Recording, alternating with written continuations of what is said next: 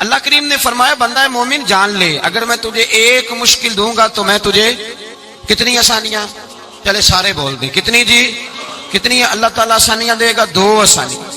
ہم لوگ اچھا جب ہمارا ذہن بن جاتا ہے نا کمزوری کا، ہمارا جب مزاج بن جاتا ہے مایوسی کا، پھر معاملہ ذرا ہمارے لیے گمبھیر ہو جاتا ہے۔ اگر ہم یہ ذہن بنائے نا کہ مشکل میرے اللہ کی طرف سے آئی ہے تو وہ مجھے آسانی بھی ضرور عطا کرے گا، تو پھر اللہ ضرور ہی آسانیاں عطا فرماتا ہے۔ اور جو مشکلات زندگی میں آتی ہیں نا، حضرت مولا علی شیر خدا رضی اللہ تعالیٰ عنہ کا بڑا خوبصورت فرمان ہے۔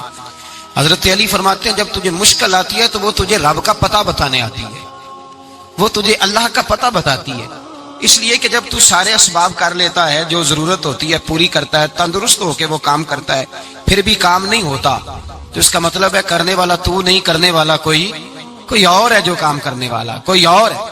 تو عزیز بھائی یاد رکھیں، ہر مشکل کے ساتھ اللہ نے آسانی رکھی ہوتی ہے۔ اگر اللہ تبارک و تعالیٰ بیماری عطا کرے تو اس کے ساتھ اللہ پھر جو تندرستی دیتا ہے وہ بھی بڑی اعلیٰ عطا فرماتا ہے۔ اگر اللہ کبھی غربت دے تو پھر اس کے بعد جو اللہ تعالیٰ آسانی دیتا ہے وہ بھی بڑی اعلیٰ عطا فرماتا ہے۔ اگر کہیں سے آپ کو دکھ ملتے ہیں تو پھر جب سکھوں کا وقت آتا ہے تو پھر گنے نہیں جاتے۔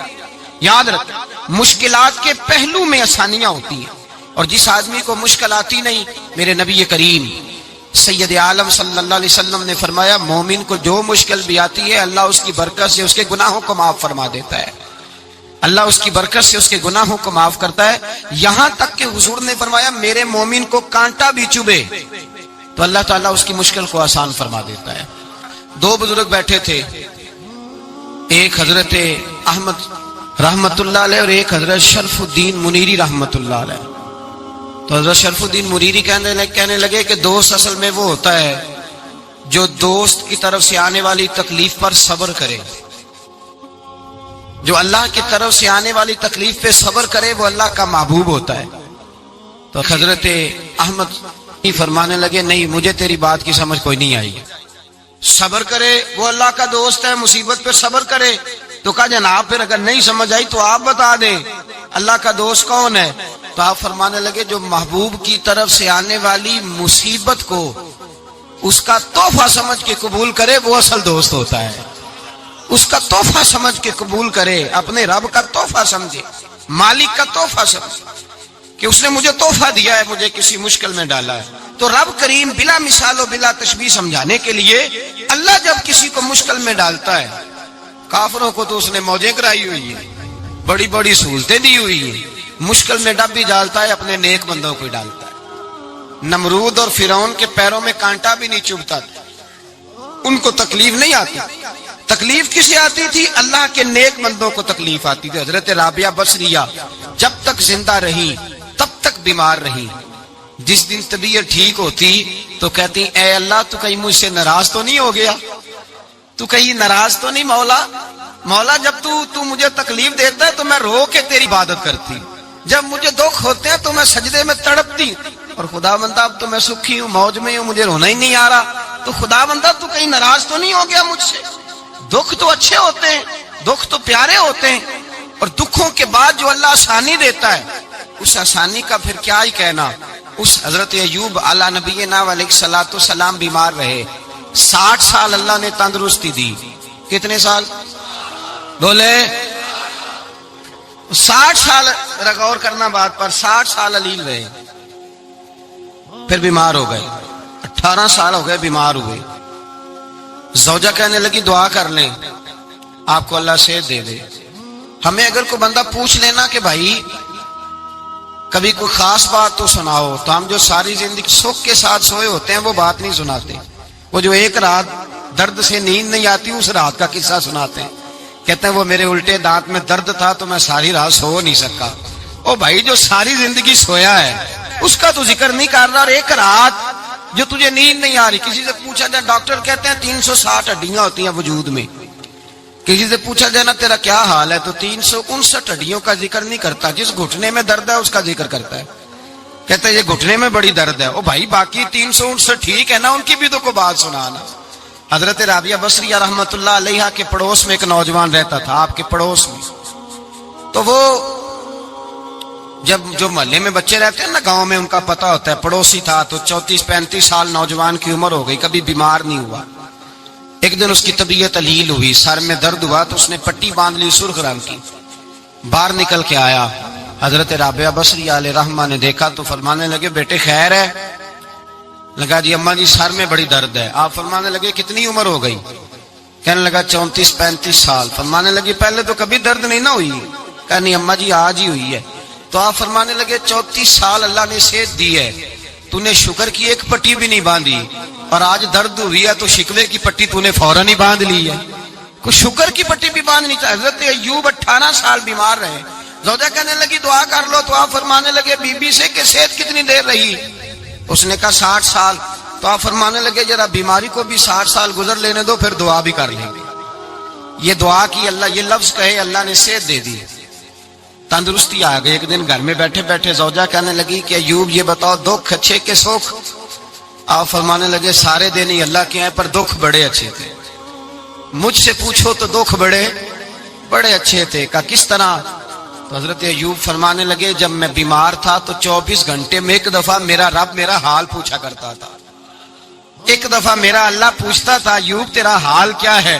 فرماتے ہیں 12 گھنٹے تو لذت ہی رہتی تھی کہ میرے رب نے میرا حال پوچھ لیا، اور اگلے 12 گھنٹے میں انتظار کرتا تھا مالک حال دوبارہ کب پوچھے گا۔ فرمانے لگے اب صحت تو ہو گئی ہے، پر اب میرا رب میرا حال تو نہیں نہ پوچھتا۔ بھائی مشکلات جو ہوتی ہیں وہ تو تجھے سجا دیتی ہیں، سوار دیتی ہیں، تجھے یاد آتا ہے کوئی اپنا، جب تجھے درد ہوتی ہے نا، تکلیف ہوتی ہے، پھر تیرا دل کرتا ہے کوئی کندھا ملے جہاں میں سر رکھ کے رہوں۔ پھر اسی لیے تو کسی درویش سے کسی نے پوچھا تھا اپنا کون ہوتا ہے؟ تو کہا جو تجھے دکھ کے وقت یاد آئے وہ تیرا اپنا ہے، جو تجھے عین آزمائش کے وقت یاد آئے اور تجھے اس کا نمبر فوراً تیرے موبائل پہ چلنے لگے وہ تیرا اپنا سجن ہے، جس کو تو دکھ کے وقت یاد کرے۔ تو بھائی مشکلات کے بعد جو اللہ آسانی دیتا ہے، حضرت ابراہیم کو آگ میں بھی پھینکا گیا، حضرت ابراہیم علیہ السلام کو ستایا بھی گیا، نکالا بھی گیا، لیکن جب ان مشکلات سے گزرے تو میرا رب فرماتا ہے وَإِذِ ابْتَلَىٰ إِبْرَاهِيمَ رَبُّهُ بِكَلِمَاتٍ فَأَتَمَّهُنَّ قَالَ إِنِّي جَاعِلُكَ لِلنَّاسِ إِمَامًا۔ کہا جب ابراہیم پورے اترے تو پھر ہم نے انہیں امام بنا دیا۔ یا اللہ کس طرح کی امامت دی؟ فرمایا میں نے اتنی اعلیٰ شان عطا کی ہے کہ اپنے لاڈلے رسول کو جناب ابراہیم کی نسل میں پیدا فرما دیا ہے، میں نے مصطفیٰ کو ان کی نسل میں پیدا کر دیا، قیامت تک کے لیے ان کا وقار بڑھا دیا۔ اللہم صلی علی محمد وعلی آل محمد کما صلیت علی ابراہیم وعلی آل ابراہیم، ان کی عظمت بڑھا دی، اس لیے کہ جب وہ آزمائش سے گزر کر کے آئے پھر جو آسانی دی۔ میرے نبی پاک صلی اللہ علیہ وسلم نے دین ابراہیمی کی بہت ساری چیزوں کو رکھا، کہا میں ملت ابراہیمی پہ ہوں۔ جب کوئی مشکلات کو عبور کر کے آتا ہے، جب کوئی تکلیفیں سہ کر کے آتا ہے، اس کے لیے جو اجر ہوتا ہے، اس کے لیے جو پھر اللہ کتنی ذرا بڑی توجہ کیجئے گا۔ لوگ سمجھتے ہیں فلاں آدمی مشکل میں ہے تو شاید مشکل میں ہی رہے گا، فلاں آزمائش میں ہے تو شاید میرا اللہ فرماتا ہے ایک مشکل دے کے میں 2 آسانیاں بھی دوں گا۔ تو مشکل دیکھ رہے ہو، مشکل نہ دیکھو، وہ جو اس کو بعد میں آسانی آنے والی ہے، اور ڈبل جو میں اس پر نعمت کرنے والا ہوں اس کو دیکھو۔ حضرت یوسف کو بھائیوں نے کنویں میں ڈال دیا تھا، اور جب کنویں سے نکلے تو مصر کے بازاروں میں بکے، اور پھر زلیخا نے الزام لگایا تو حالات بگڑ گئے، حضرت یوسف کو جیل جانا پڑا۔ کتنی کٹھن زندگی تھی، لیکن میرے مالک کو کچھ اور ہی منظور تھا۔ کنویں میں گرنے والے، بازار میں بکنے والے، جیل میں جانے والے، الزام لینے والے جناب یوسف کو رب کریم نے اسی مصر کا بادشاہ بنا دیا، اللہ پاک نے اسی مصر کا حکمران بنا دیا۔ یاری تیری سونا ہے پر ازمیشاں تیریاں اگ، اے سونا پرکھیا جاوندائی پہلو نال اگاں دے لگ، اس کے لیے تھوڑا سا جتن کرنا پڑتا، تھوڑے کٹھن حالات سے گزرنا پڑتا، تھوڑی آزمائشوں کا روپ دیکھنا پڑتا ہے۔ ہم چاہتے ہیں کہ ہمیں چھیڑے کوئی نہ کوئی تکلیف نہ آئے، کوئی آزمائش، یہ ہو نہیں سکتا میرے بھائی، نامی کوئی بغیر مشقت نہیں ہوا، 100 بار جب عقیق کٹا تب جا کر نگی ہوا۔ ہم چاہتے ہیں کہ ہمیں کچھ بھی دقت نہ آئے، مشکلات نہ آئے، اور مشکلات تو انسان کو سنوارتی ہیں بھائی، وہ تو نکھارتی ہیں۔ کبھی پوچھا کرو جا کر کے کسی گندم کے دانے سے کہ تو کہاں کہاں سے ہو کے آیا ہے، کہاں کہاں سے نکل کے آیا ہے تو وہ بتلائے گا کہ بڑے مشکل مراحل سے گزرا ہوں اور پھر اللہ نے مجھے طاقت دی ہے کہ میں انسان کے وجود کا حصہ بناؤں. تو بھائی کٹھن مراحل، آزمائشیں، تکلیفیں یہ انسان کو بڑا انسان بنا دیتی، یہ اس کے لیے ترقیوں کا پیش خیمہ ہوتی. ہمارے جوان پریشان ہو جاتے ہیں، عورتیں خاص کر کے اس بات پہ توجہ کریں، وہ بڑی جلدی غم لے جاتی ہیں. وہ کہتی ہیں جانے میرا کچھ ہوگا ہی نہیں، جانے میرا کچھ ہو ہی نہیں سکتا. میرے بھائی درجنوں اور بیسیوں لوگ ایسے ہیں جن کی اولادیں نہیں تھی لیکن نام ان کا ان سے بھی زیادہ ہے جو بڑے بڑے صاحب اولاد.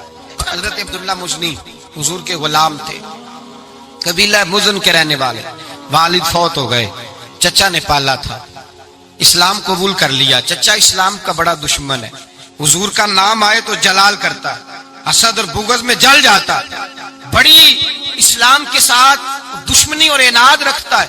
حضرت عبداللہ کہتے ہیں پہلے تو میں عشق رسالت کو دباتا رہا، پھر یہ چنگاری شعلہ بن گئی، پھر کہ یہ ہلکا سا جذبہ سمندر اور صحرا کا روپ دھار گیا.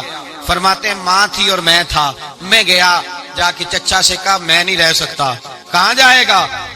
تو میں نے دھیمے لہجے میں کہا میں مدینے جاؤں گا، اب میں رسول اللہ کے مدینے جاؤں گا، اب میرا گزارا نہیں ہوتا، اب میں جاؤں گا.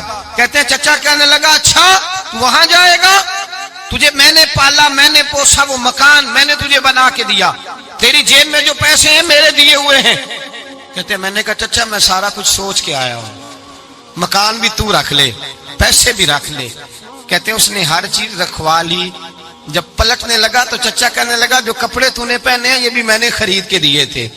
حضرت عبداللہ فرماتے ہیں میں نے وہ کپڑے بھی اتار کے دیے. برہنہ حالت میں میں ماں کے پاس گیا اور میں نے کہا اماں میں پہلے بھی تو ننگا پیدا ہوا تھا، تو نے ہی کپڑے پہنائے تھے، میرا پھر بدن ننگا ہو گیا ہے، کپڑے دے دے. کہتے ہیں 2 بیویوں والے کپڑے اماں نے دیے، ایک میں نے تامت باندھ لی، دوسرا اوڑھ لیا اور مدینے پہنچا. کہتے ہیں جب میں ٹھنڈی رات مدینے پہنچا تو کالے رنگ کے حبشی غلام حضرت بلال دودھ کا پیالہ لیے کھڑے تھے، ہاتھ میں کھجوریں تھی، کمبل تھا. کہنے لگے آجا آجا، مصطفیٰ نے فرمایا تھا قبیلہ مزن سے میرا غلام آ رہا ہے، میں ساری رات سے تیرا انتظار کر رہا ہوں. حضرت جناب سیدنا عبداللہ رضی اللہ تعالیٰ عنہ فرماتے ہیں میری مشکل آسان ہوئی. فرماتے ہیں مجھے مدینے میں اعزاز مل گیا، مجھے عزت مل گئی، ہر آدمی میری قدر کرنے لگا. گویا بزرگ کہتے ہیں کہ حضرت عبداللہ دعا کرنے لگے کہ اے اللہ تو نے مجھے بڑی شان دی ہے مصطفیٰ کی گود میں، اگر اسی رحمت کے چھاؤں میں پردہ کر جاؤں تو میری بات بن جائے گی. حضرت عبداللہ کا وصال بھی رسول اللہ کی گود میں ہی ہو گیا.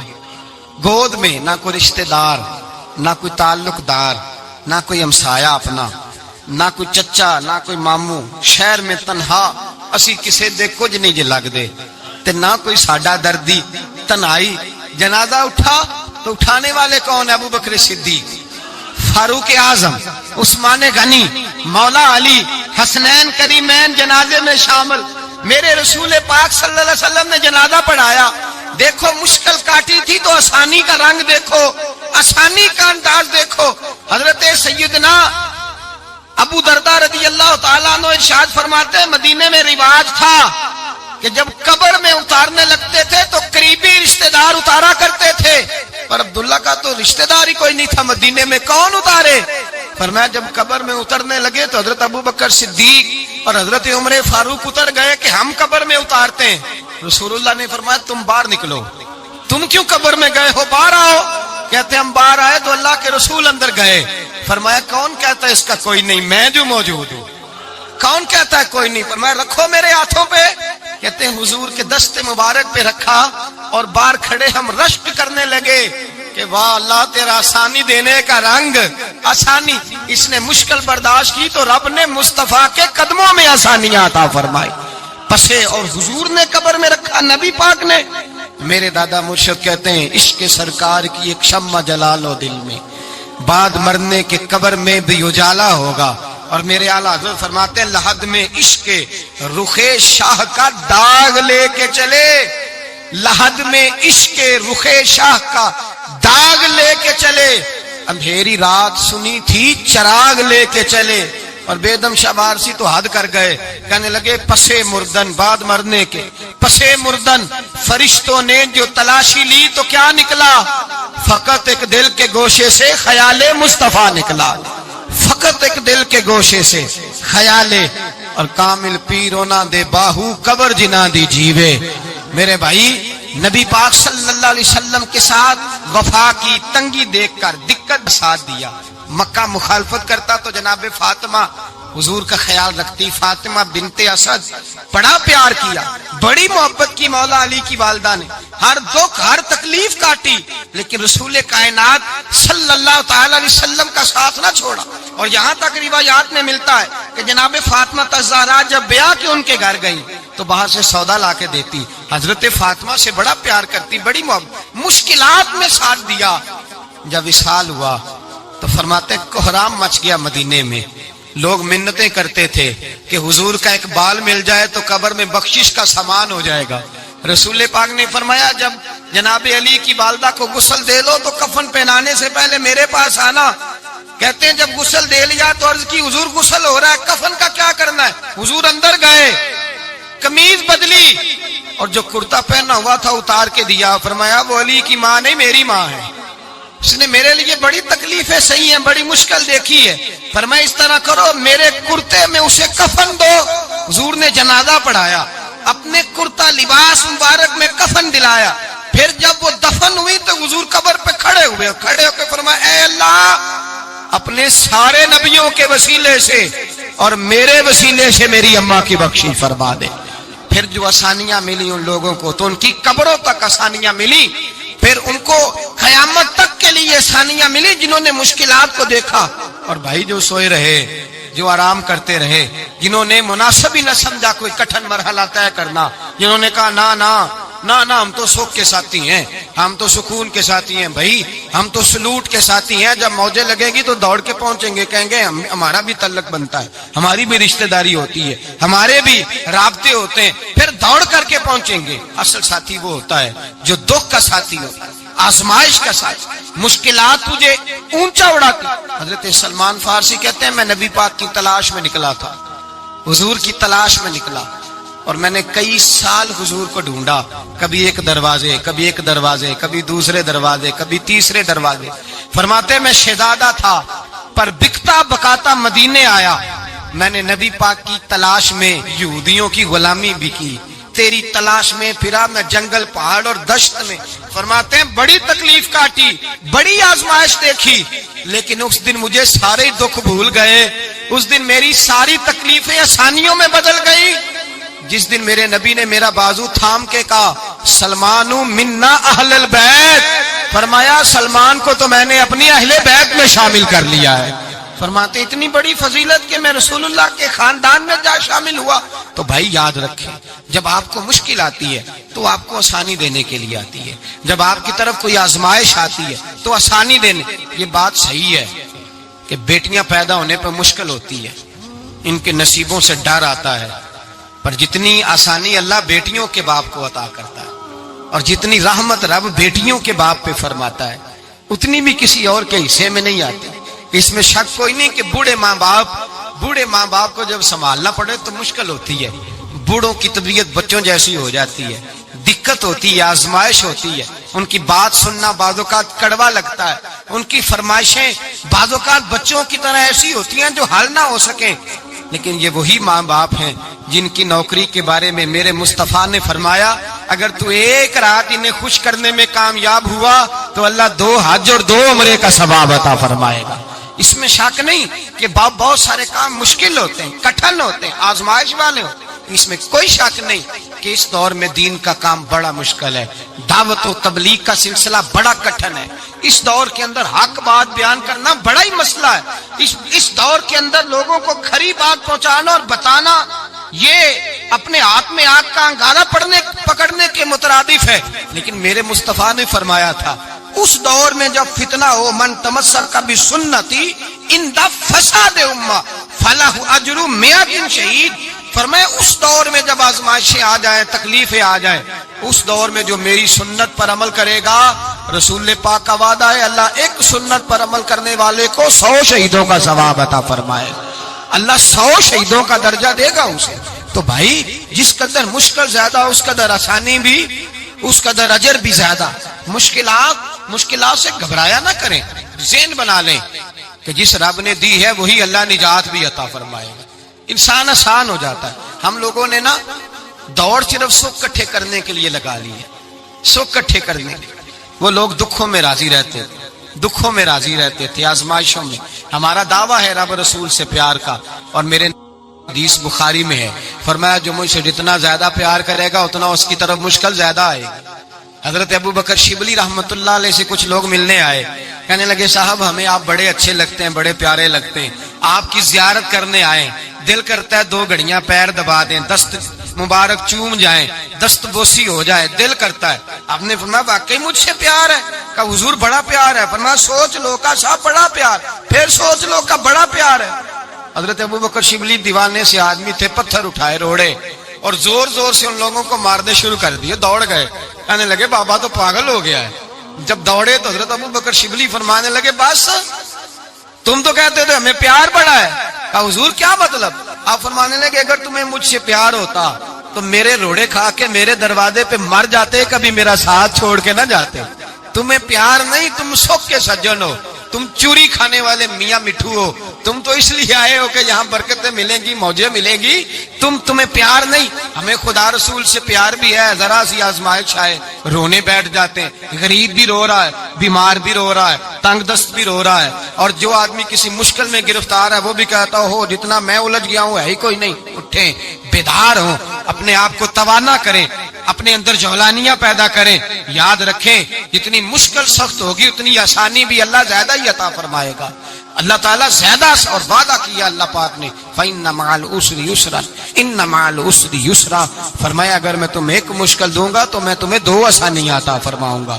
اللہ تعالیٰ ڈبل آسانی دیتا ہے اگر کسی پر مشکل ڈالتا ہے. اپنے آپ کو کمزور نہ کریں, ذہن بنائیں دکھ سہنے کا, مزاج بنائیں تکلیف برداشت کرنے کی. پھر یہ مشکل نہیں ہوگا, پھر آسانی سے بندہ گزر جائے گا.